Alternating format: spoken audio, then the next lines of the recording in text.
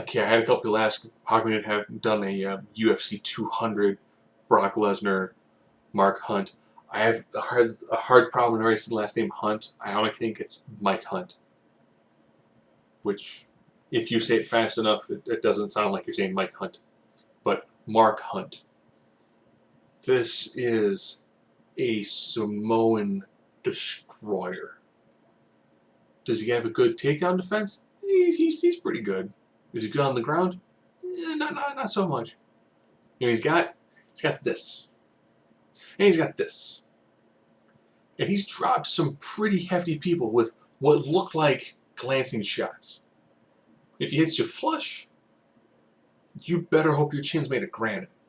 He's dropped some people who didn't seem like he could drop them with like a. I don't think it doesn't even hit him that hard. It's a whoop and face paint. So it's actually a pretty good matchup. Lesnar, not really known for being great with the stand-up, but he's a wrestler. So you have more of a, if a striker versus a guy who does more for takedowns. Striker, great striking. Decent takedown defense versus a guy who's got pretty solid takedowns. Probably because he's a freaking tank. Lesnar, great takedowns, not that good in stand-up. Has shown that as long as you don't hit him in the midsection, if his diverticulitis is gone and he's fully healed, you know what? This could be a very impressive fight. Of course, it's happening in July. He's still slated for SummerSlam. If he wins, maybe he wants to do some more cage fights. If he loses, he'll have lost to a Samoan. I would assume then he comes back on a tear to destroy all Samoans in the E. He could destroy the Usos. I'm cool with that. But then he'll lose to Roman Reigns. If he wins the UFC, maybe they go, you know what? He's a really big draw. Does Vince call Dana and go, I'm putting the E title back on Lesnar? What are your thoughts? Could Lesnar become the first guy to hold both the UFC heavyweight and WWE heavyweight championship? That'd be impressive. I doubt it would happen because in the eyes of purists, it would actually really devalue the UFC brand. The night before SummerSlam, during NXT Brooklyn, CM Punk will have his debut fight. Okay, that should be good. Will I pay to watch the event? No. I really just want to see the CM Punk fight. All things considered. No offense, there's on the card, but for me, that's the match to watch. Will he do well? Will he do better than Lesnar's first encounter with Frank Mir? Hard to tell. Now here comes all the other. I didn't do a video because a lot of random stuff came out. You end up having the Ariel Welwani, I probably butchered his name, sorry, who initially broke the Lesnar news and then lost his press pass. Had it revoked by UFC.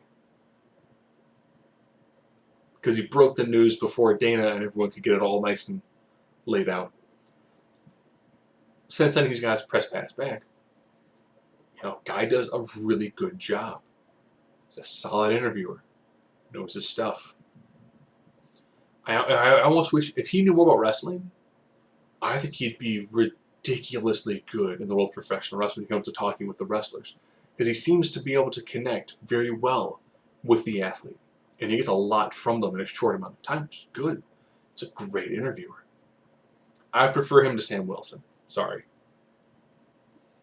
And then there's all the other other tertiary rumors. Well, it's like, well, since they've had people, not ready for UFC 200, Dana called Vince like, hey, can we get Brock? And then Brock was like, I thought I could be satisfied with the E, but I'm not. I'm going to hop back in the cage. And got Vince and Dana to hash it out. Other ones have said that since Ronda Rousey was in the ring at WrestleMania last year, that as kind of a payback, this is why Lesnar's fighting in UFC 200.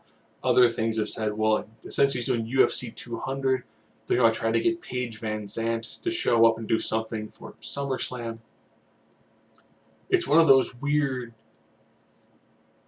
well, they're in cahoots, but it's hard to say that they would be. I know in the past, Dana has said he respects Vince, doesn't want to go head-to-head with Vince. if they were into some sort of kind of joint thing, it's great for mainstream appeal, and it could definitely bring more eyes to both sets of products. From a purist standpoint, I'm cool with a UFC person stepping into the E-ring and being portrayed as an actual legitimate butt-kicking athlete. Totally fine with that. Do I think, though I know the UFC side is not happy when a wrestler jumps ship and does anything in the octagon. You know, people hated Lesnar, even though he's a former UFC champion. You know, people did not like him. They wanted him to get severely injured. And when he beat people, they're like, oh, that guy was a tomato can. This guy's a nobody. Okay? Loses somebody, yeah, it's a pure athlete. I know purists don't like it. But from Dana's standpoint, he knows Lesnar makes him money. But I'll think of from Lesnar's standpoint. He gets truckfuls of money to do very little for the WWE. He's now going to do some stuff for the UFC, where they're going to give him truckloads of money to not do that. He's going to maybe if he does a fight and he does well, maybe they'll do another one. If he does a fight and he's satisfied with what happens, he might not do another one.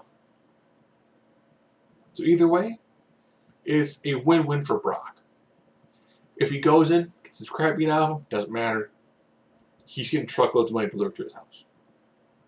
If he wins, maybe he goes, you know what? I can become a two-sport athlete. And then, more truckloads full of money. So for Lesnar, he's got the farmer strength and a business acumen to back it up.